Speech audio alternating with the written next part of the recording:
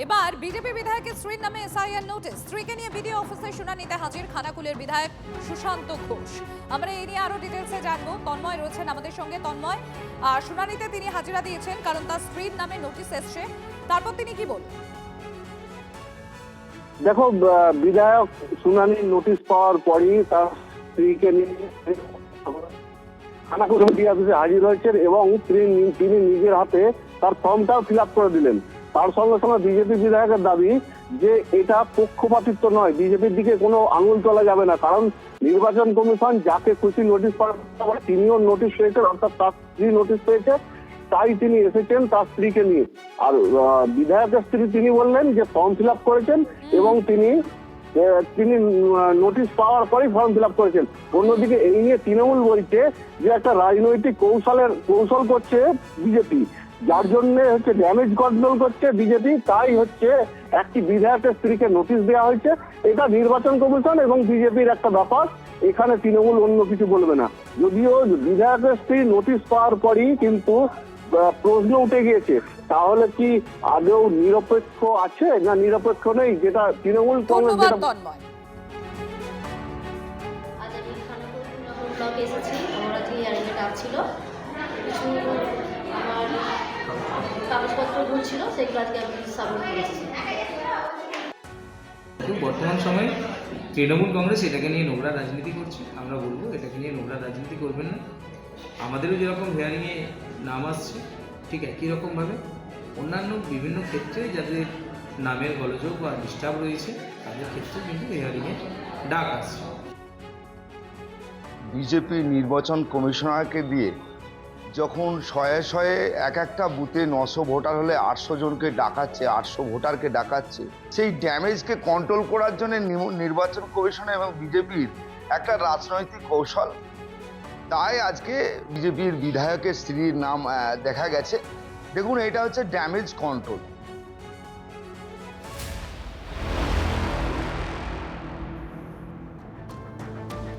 SIR শুনানির আতঙ্ক, আর সেই আতঙ্কে আবারও আত্মহত্যার অভিযোগ। দক্ষিণ 24 পরগনার কুলপিতে কীটনাশক খেয়ে আত্মঘাতী মহিলা। মৃতের নাম খালেদা বিবি পুরকায়েত, বয়স 50। এসআইআর শুনানির নোটিশ আসার পর থেকে আতঙ্কে ছিলেন খালেদা, এমনই অভিযোগ তার পরিবারের। শুভেন্দু রয়েছেন আমাদের সঙ্গে। শুভেন্দু, কি বলা হচ্ছে পরিবারের তরফ থেকে? পরিবারের অভিযোগ যে যিনি মারা গেছেন খালেদা বিবি পুরকায়েত, 50 বছর বয়স। তিনি কুলপি বিধানসভার করঞ্জলি গ্রাম পঞ্চায়েত 183 নম্বর বুথের দক্ষিণ সুলতানপুর এলাকার বাসিন্দা।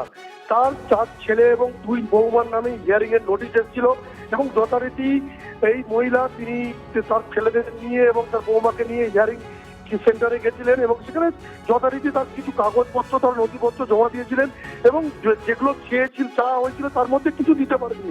তারপর থেকে গোটা পরিবার আতঙ্কিত হয়ে পড়েছিল এবং আদৌ খসড়া তালিকায় তাদের নাম থাকবে কিনা এটা নিয়ে কিন্তু জল্পনা চলছিল ওই এলাকাতেই, এবং ওই এলাকার বাসিন্দারাও কিন্তু ব্যাপকভাবে আতঙ্কিত, কারণ কয়েকশো মানুষের নাম ওখানে হিয়ারিং এ ডাকা হয়েছে, মানুষকে ডাকা হয়েছে হিয়ারিং এ।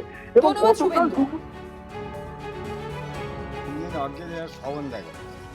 শবন থেকে বলছে আমার ভয় লেগেছে, আমার তো সব মেরে ফেলে তুলে দেবে। আমি বলছি যে না, কেন কি মারবে, সকালে যদি চলে যায় আমি চলে যাবো। এই নিউজটা এসে সেখান থেকে টেনশন চলে গেছে। মানে উনি মারা গেছেন? হ্যাঁ। মানে কি করে মারা গেলেন? ওই বিষ খেয়েছে, বিষ খেয়ে মারা গেছে। কেন? ওই এসআর জন্য। তো এসআইয়ের জন্য কি সমস্যা হয়েছে ওনার? ওনার ওই লিস্টটি ফিরতে এসে বলে তার জন্য বলে গ্রাম করে মেরে পালাচ্ছে, বাচ্চা কি হবে না হবে।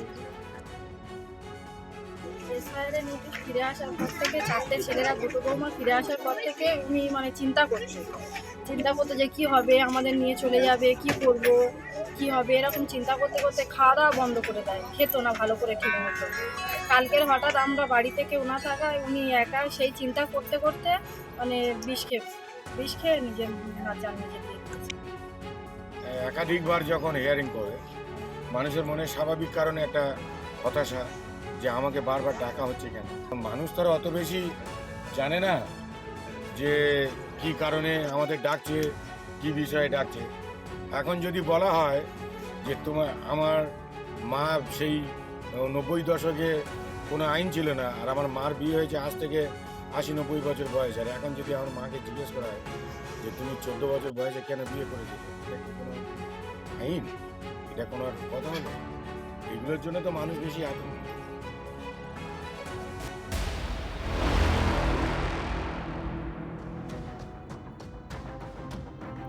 এসআইআরে হেনস্থার প্রতিবাদে খানাকুলে পথ অবরোধ, রাউতখানা এলাকায় আগুন জ্বালিয়ে প্রতিবাদ গ্রামবাসীদের। একই গ্রামের শতাধিক ভোটারকে এসআইআর নোটিশ, প্রতিবাদে রাস্তায় নেমে আন্দোলন গ্রামবাসীদের। আপনাদের আরো একবার জানাবো, দেখুন সেই ছবি আপনাদের সামনে তুলে ধরছে এসআইআরে হয়রানি, বিভিন্ন জায়গায় বিক্ষোভ। এই মুহূর্তে যে ছবি আপনাদের সামনে আমরা তুলে ধরছি খানাকুলে, সেখানে এসআইআরে হেনস্থার প্রতিবাদ, পথ অবরোধ রাউতখানা এলাকায়। সেখানে দেখতে পাচ্ছেন টায়ার জ্বালিয়ে প্রতিবাদ গ্রামবাসীদের। একই গ্রামে শতাধিক ভোটারকে এসআইআর এর নোটিশ, আর তারই প্রতিবাদে রাস্তায় নেমে আন্দোলন গ্রামবাসীদের। পরিচালিত এই নির্বাচন কমিশনার জ্ঞানেশ কুমার একমাত্র মুসলিম বিরোধী, তার জন্য আজকে আমাদের অবরোধ। আজকে ঘরের মা বোনেরা থেকে সাধারণ মানুষ থেকে রাস্তায় নেমেছে। তার কারণ হচ্ছে এই দেখুন, আমার হাতে আমার কাছে হিয়ারিং নোটিশ দেওয়া হয়েছে। আমার নাম জাহিদুল আলী, আমাকে দেওয়া হয়েছে কি কারণেতে? আমার বাবার নাকি 6টা পুত্র, সেই জন্য নোটিশ দেওয়া হয়েছে। কিন্তু আদেও আমার বাবার হচ্ছে আমরা 4টে ভাই বোন, আমরা 2 ভাই 2 বোন। তাহলে এই নির্বাচন কমিশনার অন্যায়কে কখনোই আমরা প্রশ্রয় দেবো না।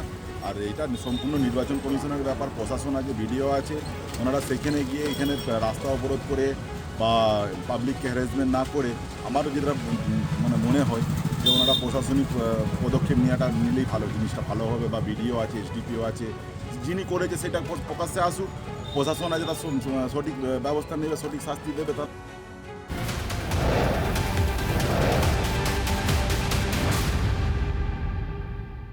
এসআইআর হয়রানির প্রতিবাদে দেখুন বামেদের বিক্ষোভ, আর সেই বিক্ষোভে উত্তেজনা। আসানসোলের ছবি দেখাচ্ছি, আসানসোলে এসডি অফিস অভিযান বামেদের, আর সেই অভিযানে উত্তেজনা। আসানসোলে এসডি অফিসের বাইরের ছবি এই মুহূর্তে আপনাদের সামনে তুলে ধরছি আমরা। আসানসোলে এসডি অফিসের বাইরে বিক্ষোভ বামেদের, রাজ্য সড়ক অবরোধ করে বিক্ষোভে সিপিআইএম। দেখুন সেই ছবি।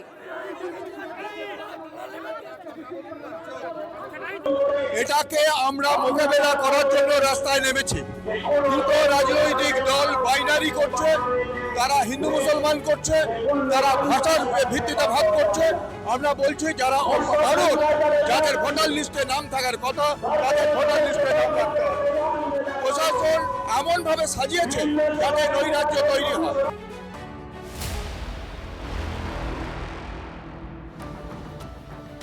ফারাক্কায় সেখানে বিডি অফিস ভাঙচুর কাণ্ডে জামিনে মুক্ত অভিযুক্তদের বীরের সম্মান শাসকের। জেল থেকে বেরোতে ফুলের মালা পরিয়ে বরণ। গতকালই বিডি অফিস ভাঙচুর কাণ্ডে জামিনে মুক্তি পান 6 জন। জঙ্গিপুর আদালত থেকে জামিন মঞ্জুর হওয়ার পর জঙ্গিপুর জেল থেকে মুক্তি পান তারা। জেল থেকে বেরোনোর সঙ্গে সঙ্গেই তৃণমূলের নেতাকর্মীরা ফুলের মালা পরিয়ে তাদের বরণ করে। গত 14ই জানুয়ারি ফারাক্কায় তৃণমূল বিধায়ক মনিরুল ইসলাম তার উপস্থিতিতে বিডি অফিসের তাণ্ডব চলে। বাংলাভাষীর সকলের যে মৌলিক অধিকার, সেই অধিকারগুলোকে খর্ব করার চেষ্টা করছে আমাদের কেন্দ্রীয় নির্বাচন কমিশনার। তারই প্রতিবাদ করতে গিয়ে আজকে আমাদের ছেলেরা পুলিশের হাতে অ্যারেস্ট হয়। আজকে আমরা তাদের বেল করাতে পেরেছি। মানুষের স্বার্থে যে লড়াই করতে গিয়ে তোমাদের ভেতরে জেলখানায় হয়তো 6 দিন থাকতে হলো, এটা তোমাদের একটা বীরত্বর পরিচয়। মানুষের স্বার্থ রক্ষা করতে গিয়ে আমাকে জেল খাটতে হয়েছে।